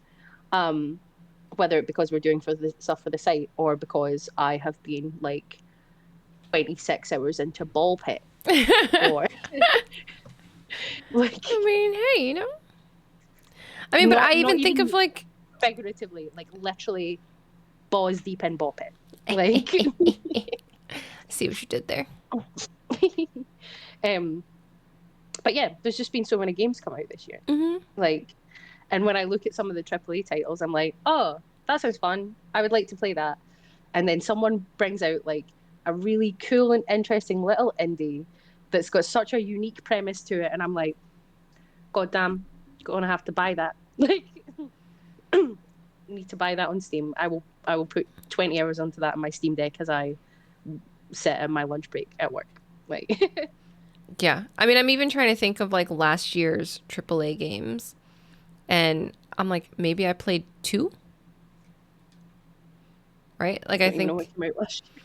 I'm like, the AAA games that I played last year were probably Final Fantasy VII Rebirth and Metaphor.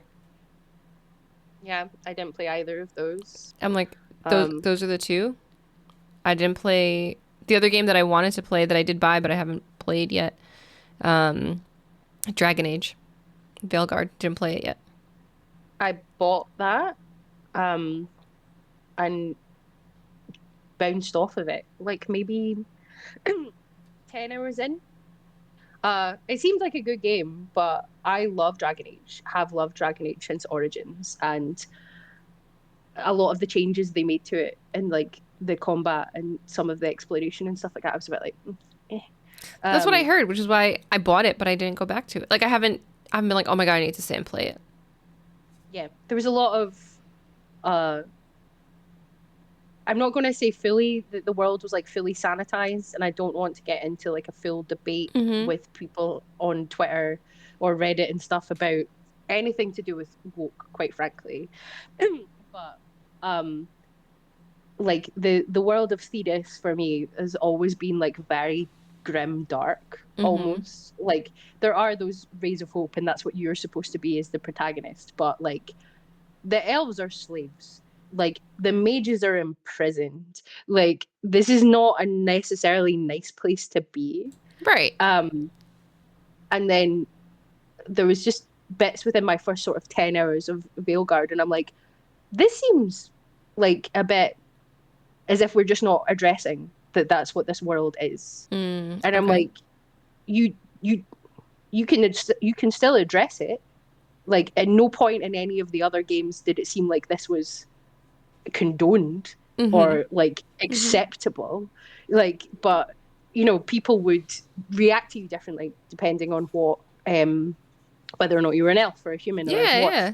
and stuff like that. And I just didn't really see a lot of that in Veilguard. Mm. And I was a bit like, oh, this is a bit sad because it's not that I want lots of fantasy racism. Like, But it's but a realism in that universe. yeah, this is well established. And the whole point was these people were bad people, and then you could fuck them up for Mm-hmm. being bad people. And I'm Mm-hmm. like, yeah, I want to beat up the fantasy racists in the same way Yeah. I want to beat up actual racists. Mm-hmm. Like, this, if you're going to give me a power fantasy, put the fantasy racist in there so I can stab them in the eye. Like, you know, I don't get to do that in real life. Let me do Like, it here. yeah, let me do it. Like, so yeah, and I didn't like some of the changes they made to the combat. I know the combat in every Dragon Age game has been different, so it's not as if it's like, um, but it was much more um It was like much more action, button mashy. Oh, okay. Mm-hmm. much more action RPG than RPG. And I'm like, Mass Effect is your action RPG. Dragon Age is your RPG. Mm-hmm. Like, bring back Valid. the strategy mode so I can like top down control where everyone is. Like, yeah. No, that's fair. But yeah, I don't know. I haven't been playing that many AAA games, so I think just it's really interesting to see that their strategy is not changing or that they're putting out slop, right? Or just not putting out a game that is worth the money that people are paying for it. Mm-hmm. And they should and to go back to how we started with like the Pokemon Digimon thing. I'm not going to say the Digimon game is perfect. It's not. I'm playing it on PS5, which means it's actually less perfect actually than it would have been on PC. Because I know like for some reason on PS5, I think the most it goes to is like 30 frames, which I'm usually not a frames person, right? But I know that you could have gotten better on PC.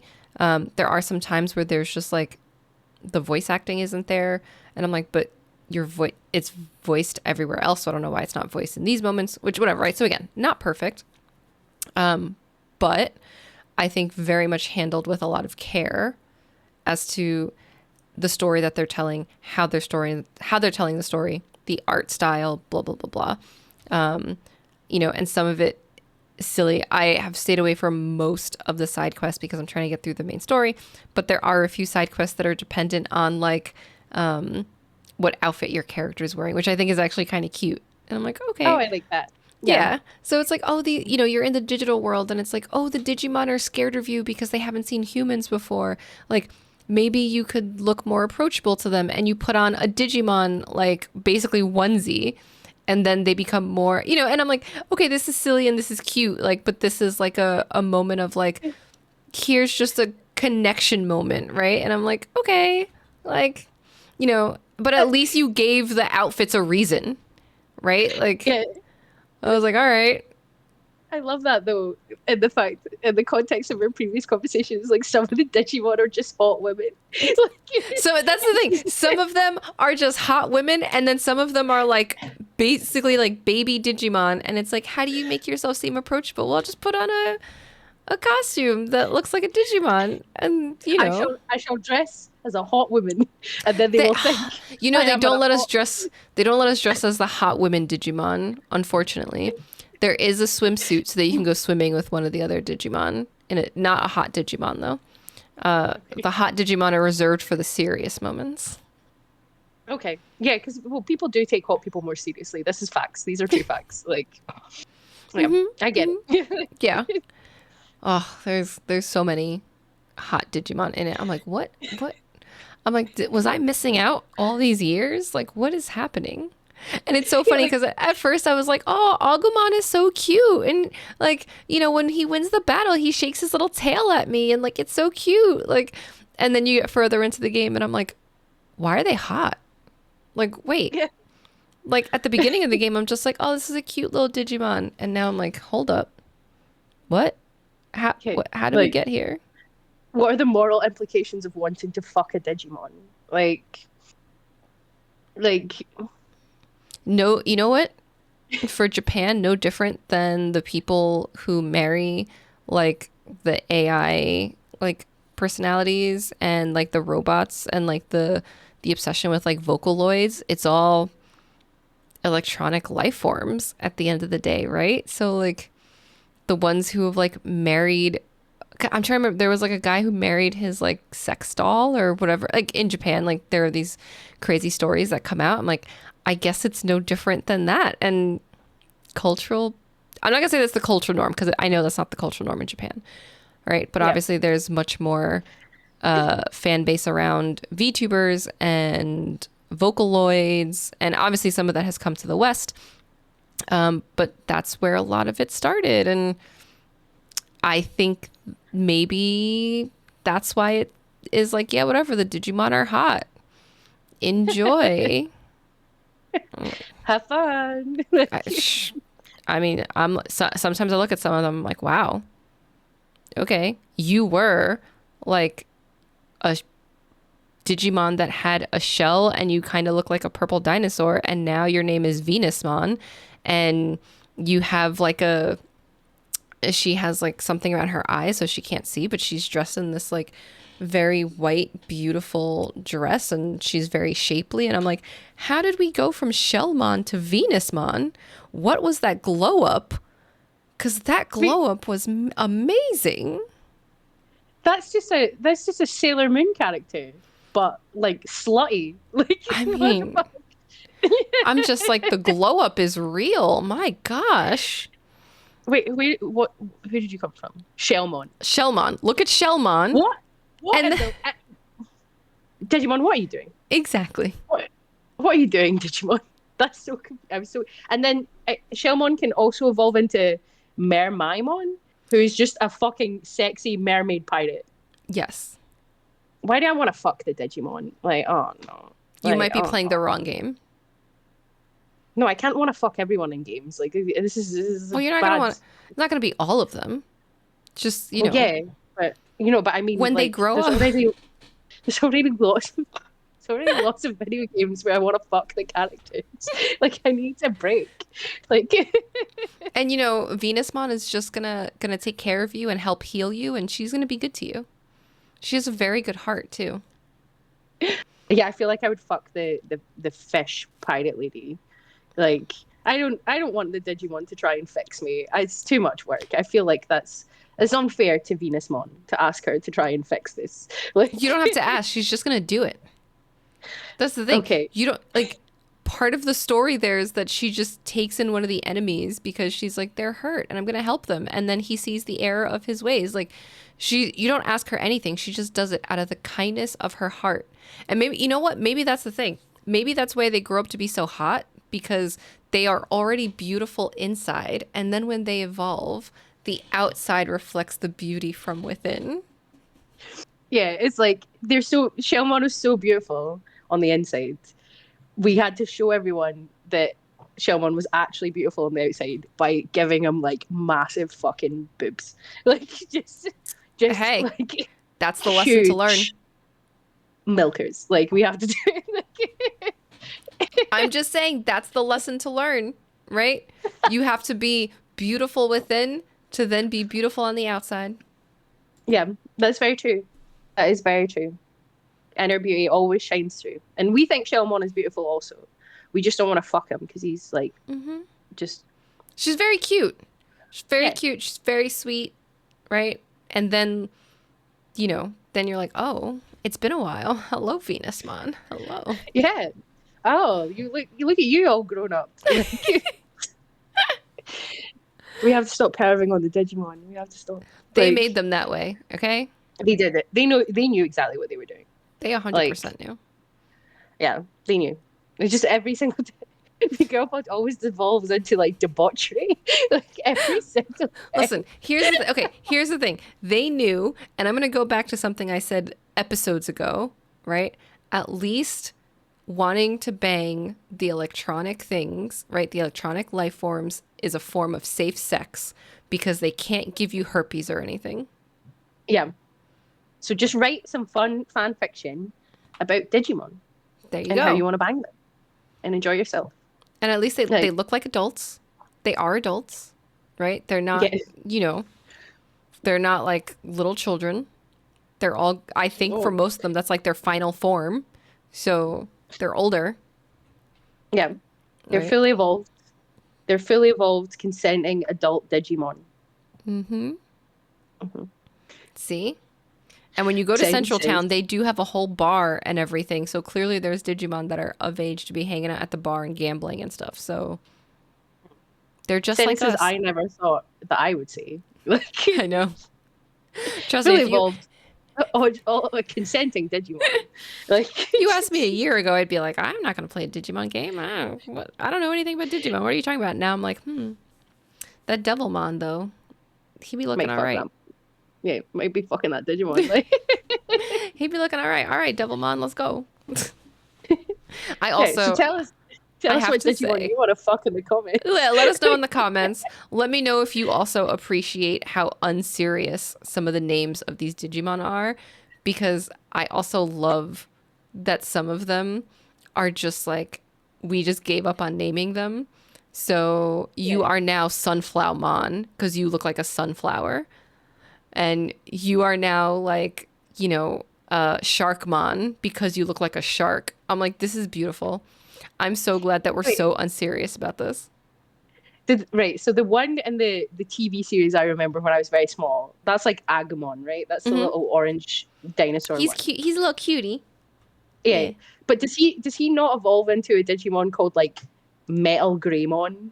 Like just Uh, like I mean, the thing is, their evolution track is not as one note as Pokemon.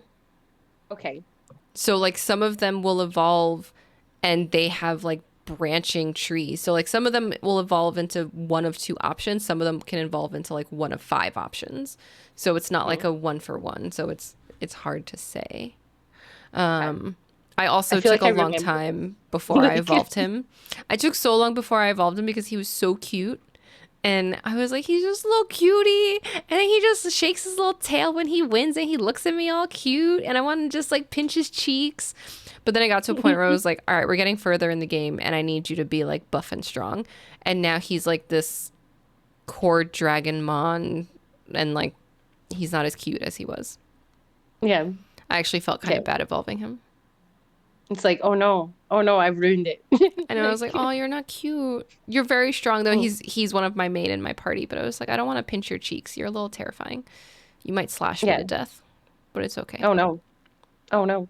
Yeah, it's Just fine fight though. the It's bad fine. guys. It's fine. Yeah. It's fine. It's all gonna be fine.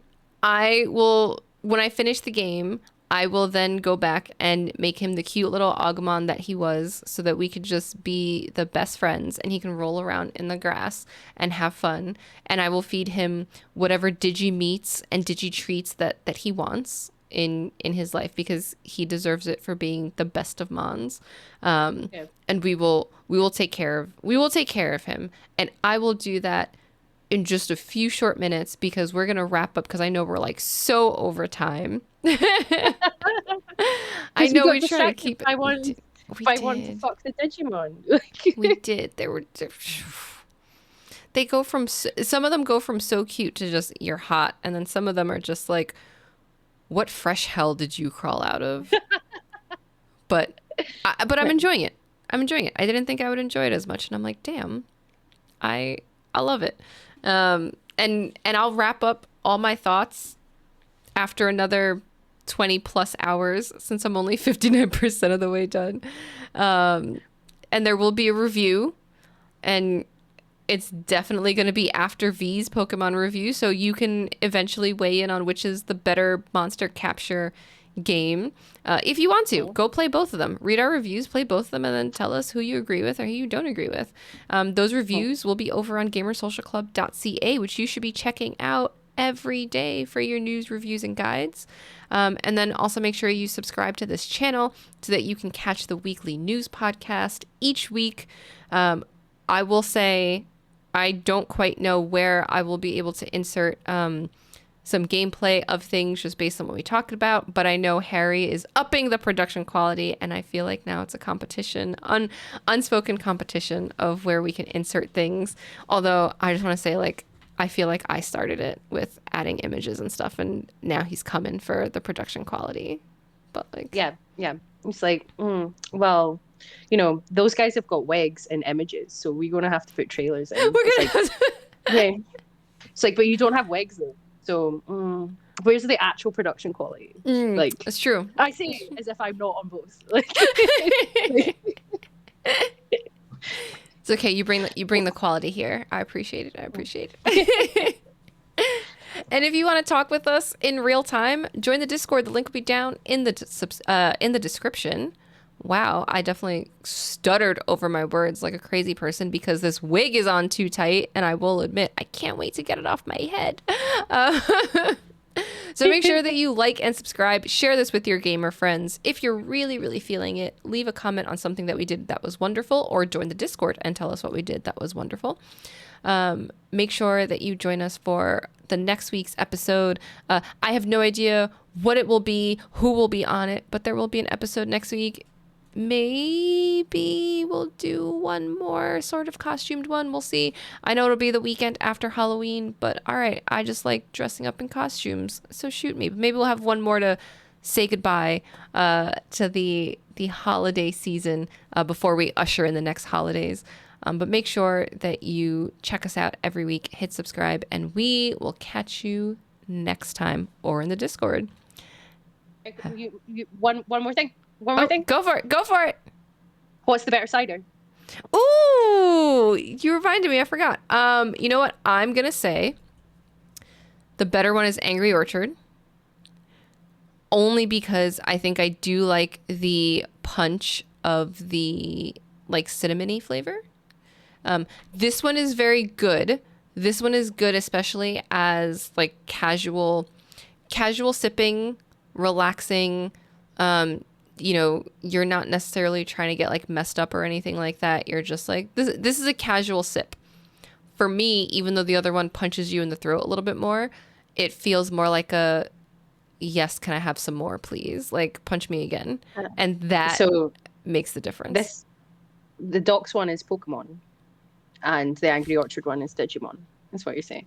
Yes. It's more Docks one is like, it's a bit softer. It's a little bit more for children, despite the fact it's not for children, because it's alcoholic.